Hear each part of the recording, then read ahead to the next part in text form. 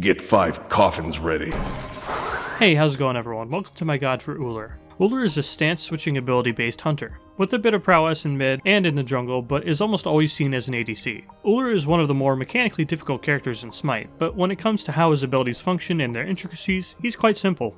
Really, Ullr is considered difficult because all of his damaging abilities are hard to hit, relative to the other abilities in SMITE of course. Build-wise, Ullr has a bit of wiggle room. You can go for a standard ADC build if you like, but really where Ullr shines is when using strong power pen items, typically those which are meta for ability-based assassins. Honestly, just slapping together items from the Mace and Morningstar trees will do the trick most of the time. Relics-wise, you absolutely need to start beads, as Ullr only has one form of escape and no CC immunity in his kit. You can go blink second if you have testicles the size of Montgomery, but realistically Aegis is the best choice 99% of the time. So while most of Ullr's difficulty lies in your ability to, well, hit your abilities, there are still plenty of intricacies to keep in mind. Let's start small with Ullr's basic attacks and stance switching.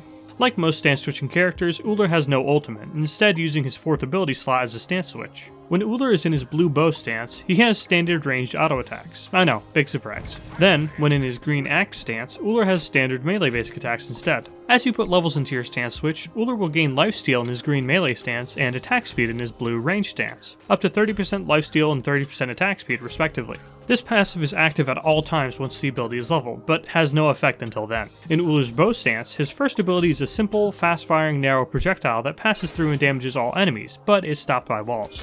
This ability is about as simple as it gets in SMITE. A fast projectile that you only need to lead a little bit if your intended target is at the very end of the ability's range. The only real quote-unquote tech here is the quick basic attack cancels you could do with this ability. However, the ability really comes into its own once comboed with his other abilities, such as his first ability in his axe stance. Ullr throws a medium speed projectile that will stop on the first enemy or wall hit, and if it hits an enemy, that enemy is damaged and stunned, the stun duration increasing with the ability level. So this one is a bit more complicated than the bow counterpart. Firstly, it gets stopped by gods and minions alike, meaning that it can be body blocked, but more importantly, since minions stop it, during the laning phase, you'll need to manage your own placement if you hope to get a combo started.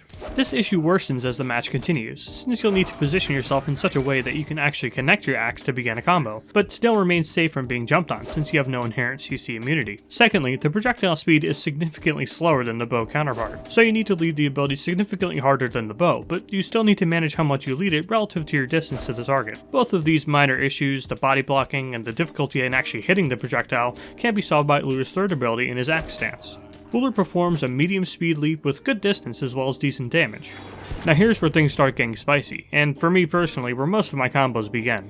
Of course, this being a leap, it's one of the best escapes in the game, if it doesn't get cancelled by CC. But really what this ability is used for is confirming your axe hits to begin a combo, or vice versa, hitting the axe at range, then holding onto your leap as you combo for added chase down potential, as well as an ability you can use to avoid key damaging abilities from your opponent. Well, what do you do if you use your leap to engage and your opponent simply scurries away from you? Well, that's where your 3rd ability of your bow stance comes in. Ullr winds up and fires a very long range circle AoE from the sky, this AoE circle being able to be aimed over walls for some very satisfying snipes. This ability, while the hardest to hit in Ullr's entire kit, is easily one of the most effective raw damage abilities in the game, especially during a transmeta where this ability can reach over 500 damage by itself in the later stages of the match. There isn't too much to say about this ability other than that you're going to want to get good at hitting this ability raw. I'm sure you've figured out by now that you axe stun, stance switch, use your 1 and your 3, but the sweetest of all trades is clipping someone with an Ullr 3 at close to max range, since if you keep it at the edge of its range, there's almost no non-ultimate ability in the game that can trade you back, whereas in order for you to get an axe stun, you need to walk in about basic attack range.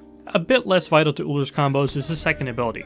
In his bow stance, this ability is a simple physical power boost. There isn't too much to it, but of course, since Ullr is such a powerhouse with his swift combos, if you're able to use this prior to comboing someone, it's preferred. Just keep in mind that once you use this, your opponent will likely back up from you since they'll be anticipating you to jump in. So instead, you can use this ability as a mind game to pressure the opponent out during laning, and maybe even slap them with that poke I mentioned with the bow's 3rd ability. And if things go wrong, you can always rely on your 2nd ability in your bow stance. Ullr gains move speed. Yep.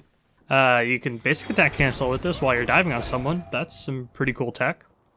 Okay, this ability is obviously very simple, but does lead into his passive. Every time Ullr uses an ability in one stance, the ability in the opposite stance has its cooldown reduced by 1 second. So this is why you may see an Ullr who knows they're in major shit seemingly mashing out their bow 2 and 3. What they're actually trying to do is get their movement speed and leap from the axe stance back up quicker so they can get out. This passive also encourages Ullr to use a full rotation of his abilities in every combo, which honestly you should shoot for anyways as Ullr. Generally, it's better for you to play slow and keep as many of your available abilities off cooldown while laning, not just for safety, but also to ensure you get the maximum out of every trade you take. Using your bow 1 to clear the wave is absolutely necessary, but 3-1ing the wave only helps a little bit early on, and it's just going to drain your mana to the point that you'll never get the chance to full combo someone.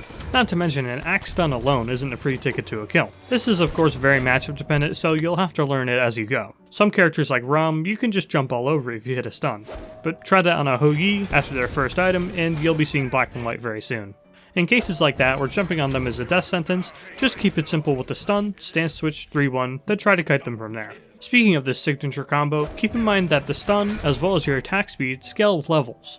So your ability to basic attack cancel during this combo changes depending on how many levels you have in your first ability and your current attack speed. And bouncing off attack speed, you may wonder, if you leap in to do a combo, when is it best to stay in bow stance for the attack speed and axe stance for the lifesteal? Well, in my experience, you just kinda have to use your best judgment and hold on to the axe stance for as long as you can for the extra lifesteal. Then the instant you feel like you're about to be kited, switch back to the bow stance. Just one whiffed melee basic attack can be all it takes for the opponent to get 2, maybe even 3 basic attacks on you, while you finish your basic attack and switch stance. Really, Ullr comes down to 2 big things: situational awareness to choose which combo is best and when to perform it, and of course, raw mechanical skill to actually pull it off. That said, here's a few combos with Ullr.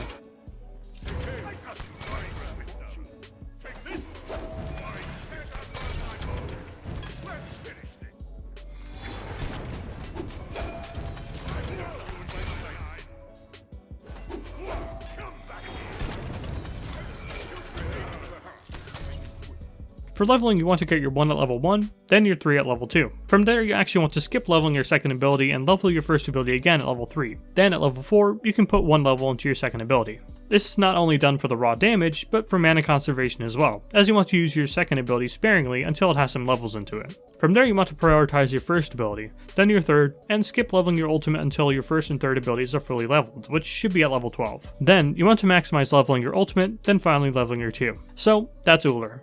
He was particularly hard to write about since on paper, he's really not too tricky. Just axe, switch stance, 3-1 basic attack, right? But in a game like SMITE with so many moving parts, as well as literal moving parts, i.e. enemies, actually hitting all of your abilities, while also having the judgment not to put yourself in a bad spot to hit those abilities in the first place, can be pretty tricky. When you're first starting out with Ullr, don't feel bad taking things slow at first. Clear your waves, get your items, play out for support, and stick to the basic combos in your first few matches with him. Ullr is still a squishy hunter at the end of the day, despite all the crazy outplays you could do with his leap and his stun, so play him like one until you really get comfortable with him. That's all I have on Ullr for now. Thanks for watching.